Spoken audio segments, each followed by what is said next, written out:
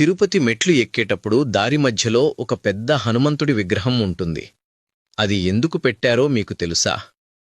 1979లో తిరుపతికి వెళ్లే మెట్ల మార్గంలోన 7వ మైలురాయి దగ్గర దట్టమైన అడవి ఉండేది. అక్కడ చీకటి అయితే చాలు, జనసంచారం ఏమీ ఉండేది కాదు. ఆ దారిలో వీధి లైట్లు కూడా తక్కువగా ఉండేవి. ఆ ప్రదేశంలోనే ఒక స్త్రీని దారుణంగా హత్య చేశారు అని కూడా చెప్పుకుంటారు.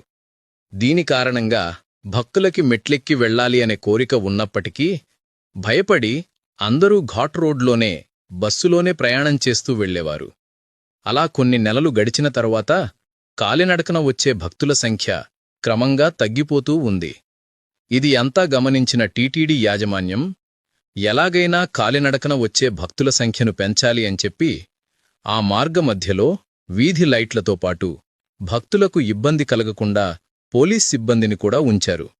అయినా కూడా తిరుమలకు వచ్చే భక్తులు చాలా వరకు బస్సులోనే ప్రయాణం చేసి వస్తూ ఉండేవారు. ఇలాంటి సమయంలో టీటీడీ ఎగ్జిక్యూటివ్ ఆఫీసర్గా పనిచేస్తున్న పీవీఆర్కే ప్రసాద్ గారు స్వామివారి దర్శనం కోసం, కాలినడకన వచ్చే భక్తుల గుండెల్లో ధైర్యం నింపడం కోసం సరిగ్గా 7వ మైలురాయి దగ్గర ఆకాశాన్ని తాకుతుందా అని అనిపించేటట్టుగా ఒక హనుమంతుడి విగ్రహాన్ని